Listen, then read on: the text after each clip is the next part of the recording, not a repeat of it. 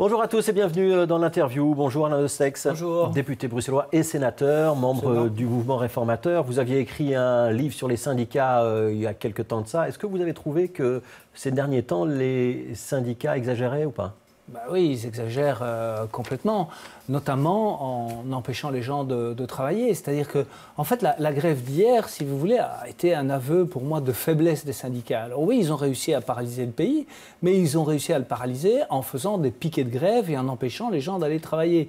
Moi, je pense qu'il faut interdire les piquets de grève lorsqu'ils ne sont pas liés directement à une entreprise. Ça ne me dérange pas si les travailleurs de Deleuze sont en grève, qu'ils fassent un piquet de grève devant Deleuze. Par contre, qu'on fasse des piquets de grève à l'entrée des zonings, au milieu des autoroutes, sur les ronds-points ou à l'entrée d'entreprises qui ne concernent pas directement les travailleurs de cette entreprise, ça devrait être illégal comme ça l'est dans beaucoup de pays. Ça revient à empêcher les grèves générales, comme c'était le cas hier. Oui, mais les grèves générales, vous savez, on a un peu oublié ce que c'était le syndicalisme. C'est quoi le syndicalisme ? Le syndicalisme, ce sont des travailleurs qui, dans une entreprise ou dans un secteur, contestent un certain nombre de choses de la part des employeurs et qui ont des revendications en termes de salaire ou autres par rapport à une entreprise.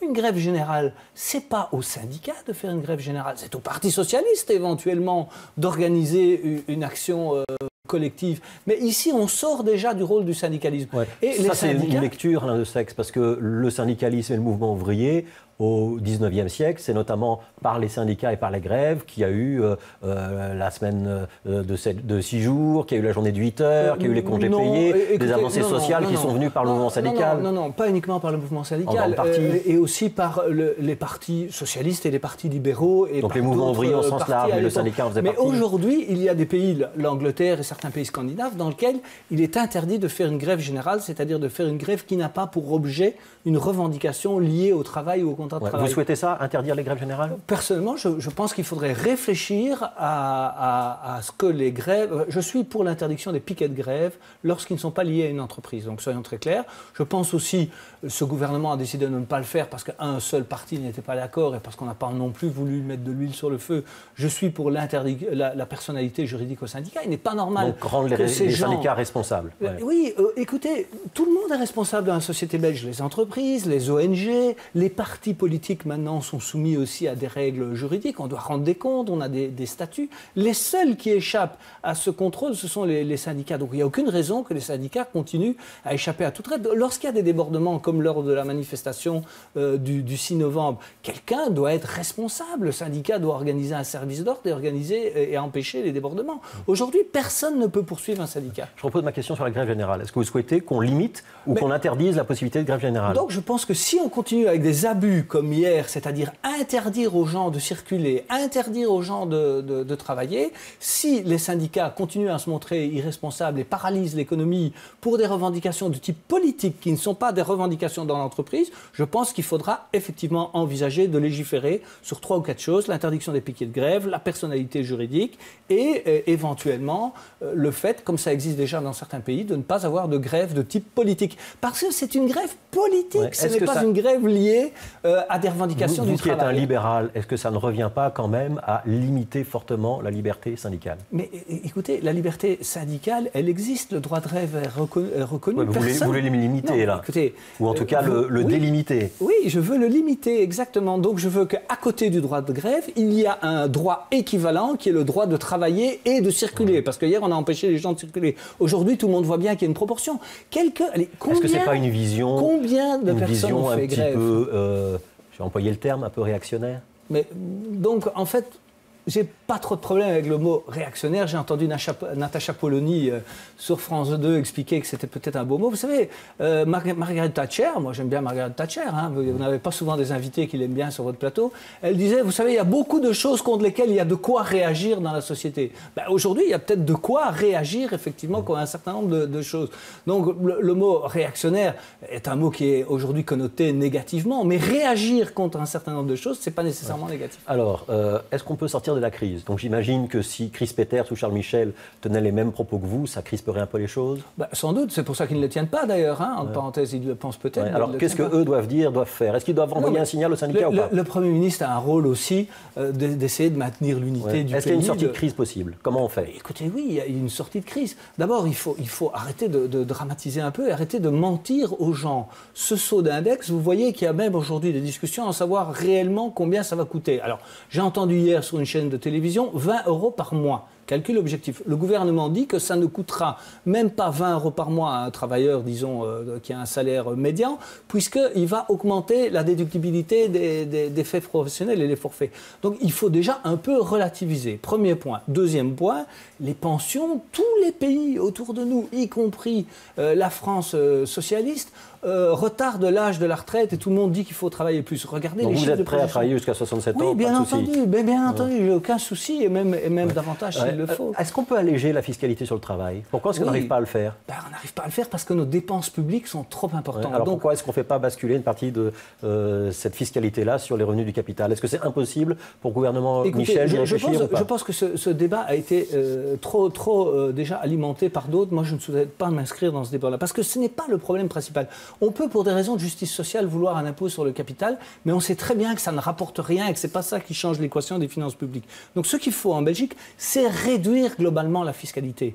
Et donc, comme l'a dit Bart De Wever, si un jour, dans un cadre d'une réduction très forte de la fiscalité, on fait un impôt sur le capital, moi, ça ne me dérange pas. Donc réduction, oui, mais basculer de l'un à l'autre, c'est non. Donc non, exactement. Il ne faut pas, si vous voulez, se tromper de problème. Le problème aujourd'hui de la Belgique, c'est un excès de dépenses publiques pour lequel on est obligé d'avoir un excès de fiscalité parce qu'il faut bien payer ses dépenses publiques. Donc le point de départ, c'est qu'il faut réduire les dépenses publiques. On est au maximum, on est au top, même on est premier ou deuxième, on est devant la France. Et si vous suivez les débats français, vous aimez ça aussi comme moi, on voit bien qu'en France, il y a tous des débats autour des dépenses publiques. Donc on doit baisser les dépenses publiques et on peut ensuite réduire la fiscalité. Mais non pas augmenter la taxation du capital, ça on ne le fera pas si j'ai bien compris. Je voudrais revenir un instant au syndicat, puisque vous avez signé une carte blanche sur le site internet du Figaro, journal français, on fait des références à la France il y a un instant. Je vous lis, le gouvernement espère plus de tranquillité après Noël.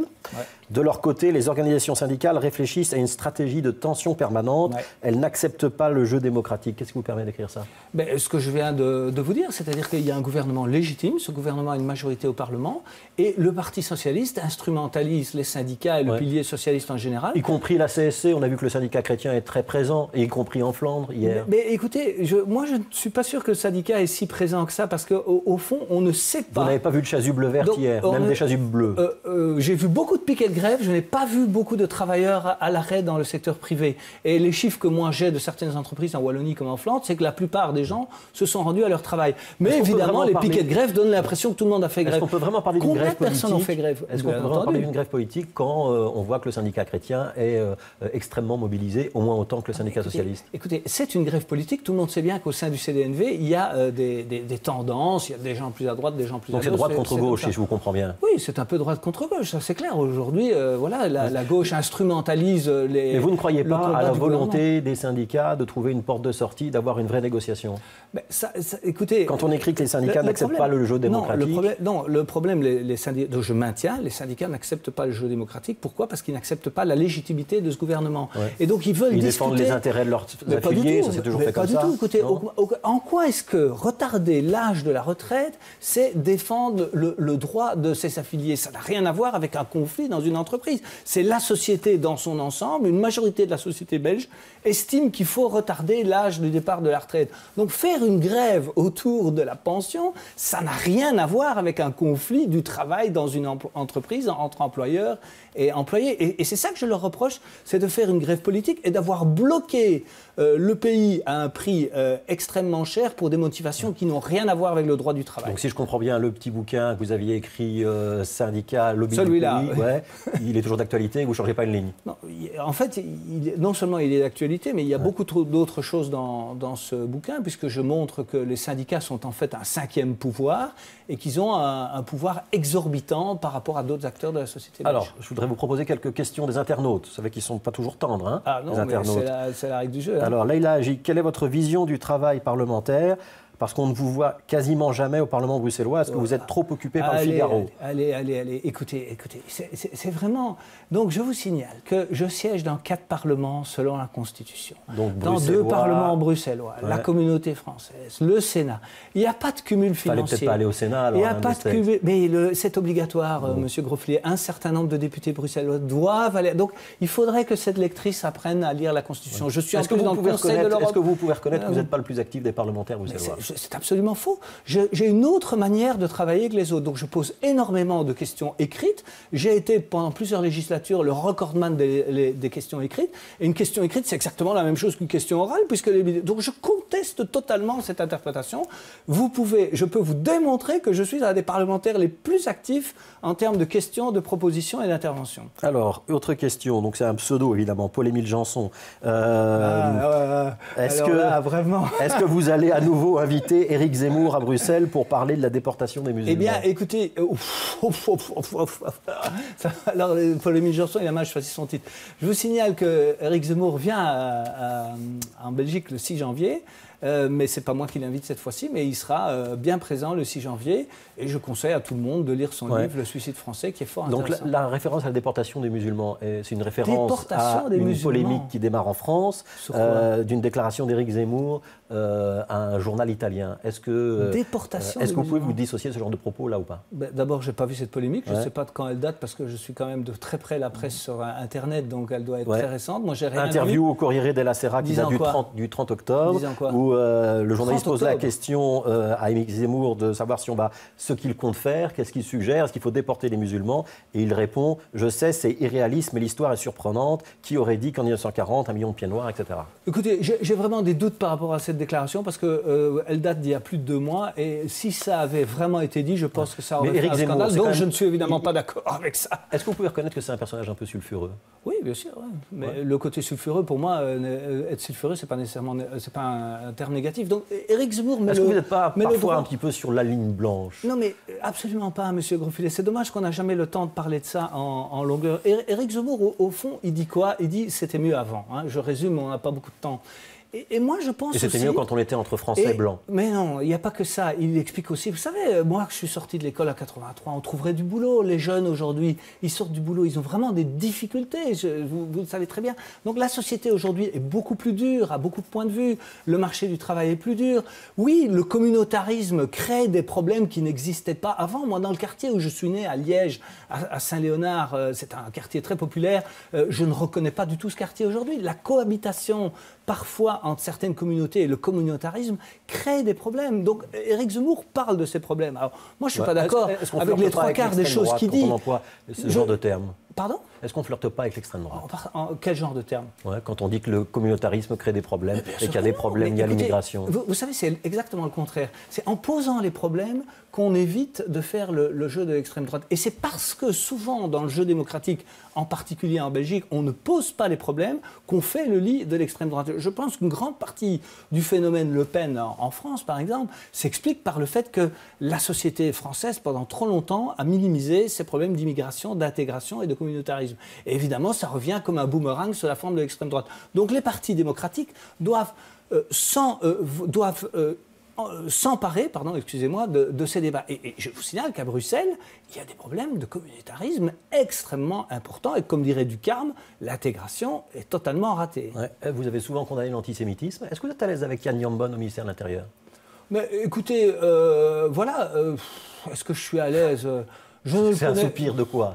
Non, mais parce que si vous voulez, je vois bien donc je n'aime pas son passé, soyons clairs. Donc il a été administrateur d'un club qui a reçu Jean-Marie Le Pen ou David Irving, qui est un négationniste anglais. Je constate quand même une chose, c'est que les passés d'extrême gauche, ça passe très bien, on les pardonne et on fait des grandes carrières politiques. C'est pas la même chose. Et les passés, écoutez, il n'a tué personne, David Irving qu'il a reçu, il a quand même nié le génocide juif pendant la Seconde Guerre mondiale. C'est pas un petit détail de l'histoire. C'est pas un détail, c'est d'autant moins un détail que j'ai été celui qui a été au Sénat à l'origine de la reconnaissance. Et donc, est-ce que vous êtes à l'aise avec Yann Yambon aujourd'hui ou pas? Non, mais c'est-à-dire, j'ai pas envie de répondre à cette question parce que c'est vrai que j'ai quelques interrogations et quelques malaises, mais je vois bien l'instrumentalisation qui est faite de ça par la gauche et cette façon de remettre en avant ce genre de choses et jamais les passer d'extrême gauche. Que vous ne répondrez pas à la question.